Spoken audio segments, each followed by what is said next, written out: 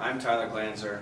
I have Mrs. Johnson here. She's a high school math teacher here at George Little Rock. And I observed today her doing a lesson in an Algebra 2 class, collected some data, and so we're going to go through our post-observation conference right now. We'll start with just some questions. We think back on the lesson. You were doing you had the kids working with a computer program, Desmos.com. They were looking at certain pictures within that and trying to develop equations for that. And so, first question I have is, how did you choose the pictures that you did? It was a Volkswagen logo, and what was the other thing? A tent. A tent. So how did you choose those pictures?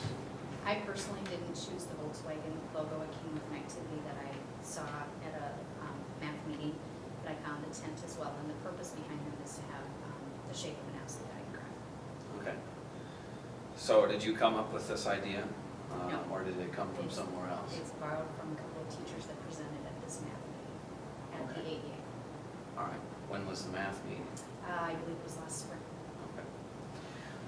What did you feel were some of the more successful parts of the lesson? Once we finally got started after the technology issues, I felt like the kids really understanding the parts of the absolute value equation, how they affected that graph.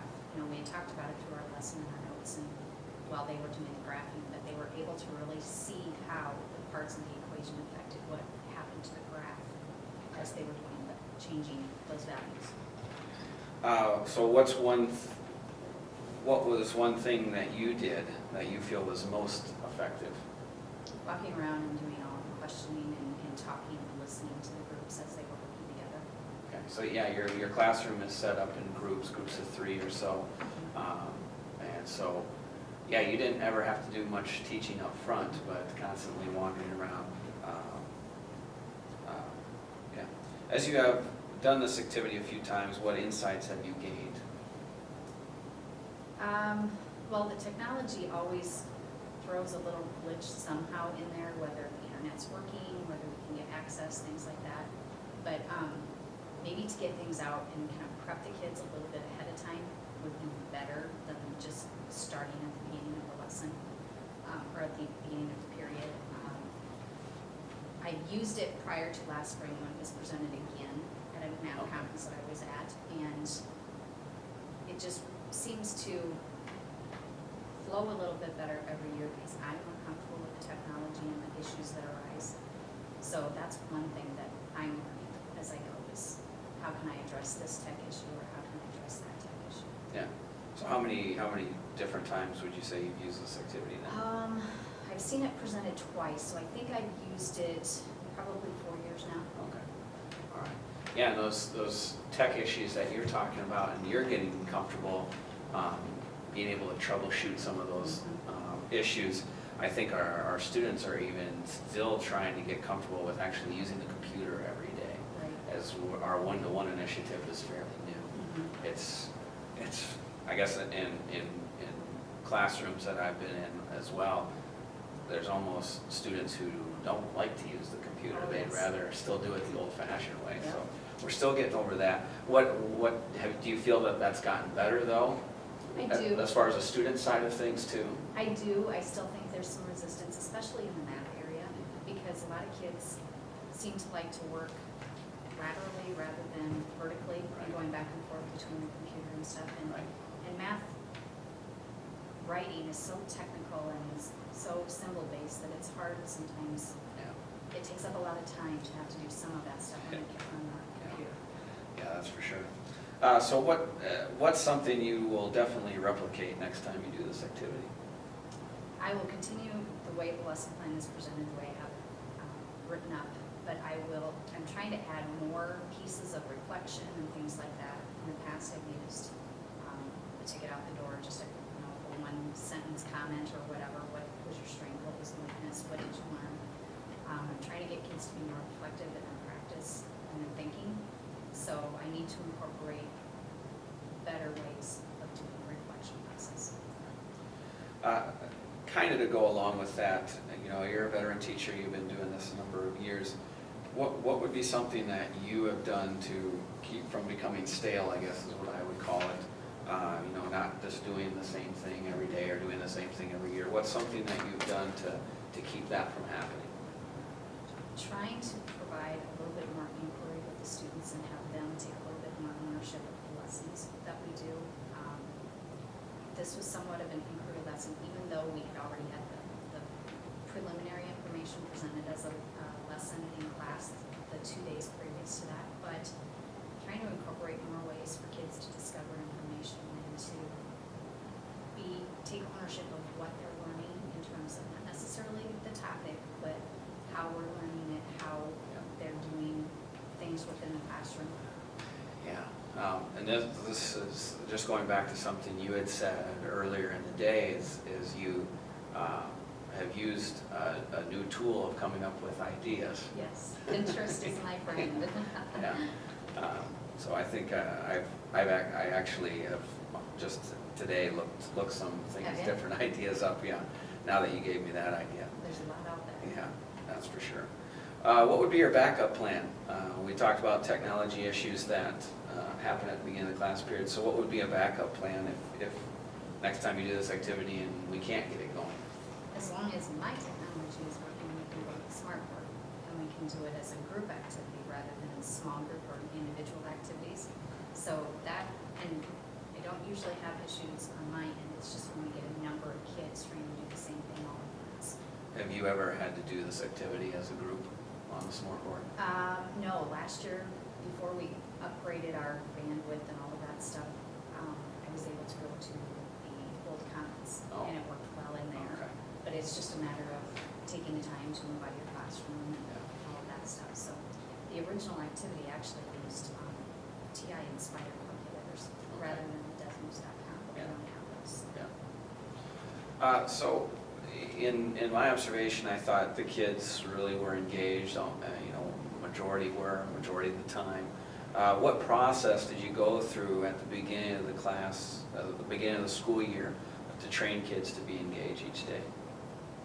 Well, one part of this is they're juniors, so they've had the routines and the processes for 2 years already. So Sure. they know the expectations, but at the beginning of every year, we continually retrain with the routines of the classroom and make sure they know what the expectations are. And, Many things are easily forgotten over the summer. oh, yes, they are. So if I go back to the technical difficulties just for a second, is there anything you could have done to avoid those? I don't know. I don't know that I could have, except for maybe have the program launched maybe before they came into the classroom or whatever.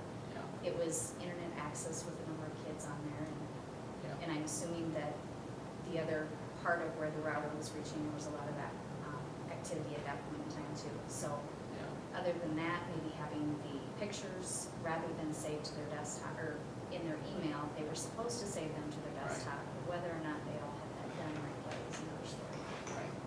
Yeah, the kids could have, before class, been able to go on the email and then get that saved somewhere else so they didn't have to use the internet to get to the pictures. They seem to think that they only have to check their email one time during the day, Yeah. so.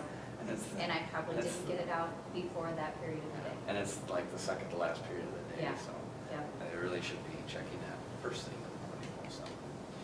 What other ways could you assess students to determine the students have learned the concept?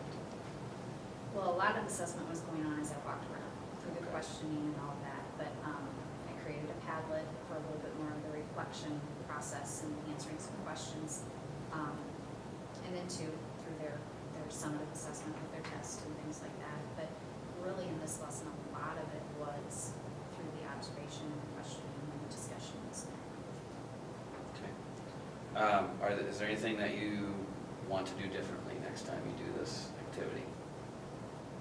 Not any huge differences, but like I said, maybe the prep beforehand, making sure before they left class the day before, get the picture saved to your desktop, have that ready to go. So just some little preliminary things. You had mentioned the Padlet was something that was that the first time you did it? Mhm. So how did that go? I haven't looked at the answers yet, but Okay. through that, some of the discussion part of it today, Yeah. I anticipate will show up with the answers on there. Okay. You know, how does this part of the equation affect your graph and things like that? Yeah. All right, well, I'll give you this. This is the copy of the data that I collected. I had your class list or your seating chart, and I was just every so often making my rounds to the classroom and determining how well or not well they were engaged during class, if they were on task, if they were not on task, daydreaming, getting help from you. I was just collecting that kind of data. So this is your copy. You can have that. Okay. And then I'll just kind of go through some things that I observed. First of all, let's start with the strength areas. The data will show this. I thought that, again, the majority of the students were on task the majority of the time. You had that the first 5-6 minutes when we could see that a lot of kids weren't on task, but that was because we were waiting for internet issues. But as soon as we got those internet issues and everybody was up and going, I saw a lot of good things. I saw a lot of students working with each other, looking at the graphs, analyzing each of the graphs and trying to come up with the equations. They were collaboratively working. I even saw some groups that I was, knowing the kids, I was surprised that they were working so well together. And so I think the kind of atmosphere that you built in that classroom just is a direct reflection of that, or a direct result of that. Moving around the classroom, being able to get to students, answering those questions as they had them. I thought also another thing I thought that was really good is we had kids who I think they were waiting for you to, they had a question or were waiting for you, but they didn't just sit and do nothing. They were still trying to do something, get something done on the task as they waited for you, because obviously you can't talk to everybody at the same time or answer everybody's question at the same time. So again, the data I collected just reflected just great classroom management. I thought when we talk about Standard 6, pretty much all of the criteria underneath Standard 6, which is demonstrating competence classroom management, I thought you met there. The use of technology resources, using the Desmos.com and email and having the computers out for each kid, just shows you're using the available resources, which I think as a district, that's one of our emphasis I think this year is we're trying to integrate more technology and teaching the kids that technology can be a great tool for learning and for collaboration. So I thought that was good. Again, Standard 2, Standard 3, even a little bit of Standard 7, I think reflects that. How it was Standard 2. Standard 2 is competence and knowledge of the content, and then being able to apply that in different areas outside of the classroom, which we have that with the Volkswagen picture as well as the tent. Kids know that, they've seen that, but then to realize that that is a absolute value function, that was really good. And then that bleeds into the next thing that I think was an area of strength is getting that real world application. And so I have that tied to Standard 4, which is delivery instruction that meets multiple learning needs, which I just think with the diverse learning needs that we have, anytime that you can apply it to something outside the classroom really helps those kids. I know it helped me when I was going through school as well. Again, as a veteran teacher, I think it's a little bit more difficult to come up with areas of growth, but the couple that I just had were the technology difficulties. If we're going to look for something to improve on, that's why I ask, what can we do to try to alleviate those or try to prevent those types of things. And we already discussed that with maybe having students getting prepped the day before saying, hey, I emailed you these pictures sometime between today and tomorrow when we do the activity. Download those and get them saved to your desktop so we don't have to mess with the internet the next day. And then the assessment piece.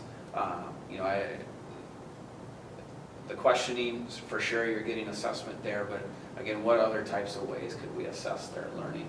And I realize that comes from the test and then also your Padlet.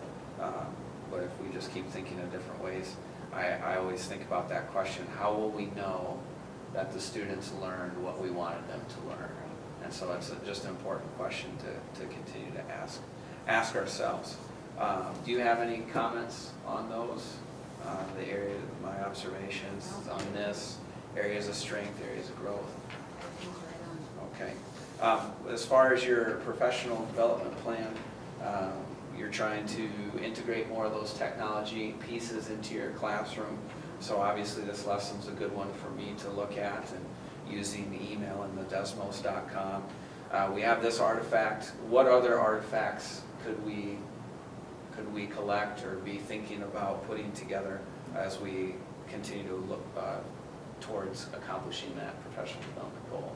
Some of the other pieces that I use with the technology is in the geometry class, for example, dealing with geometry sketch pads. So we could go through and do some data collection with that as we're incorporating that in our lessons in discovering new theorems and things like that.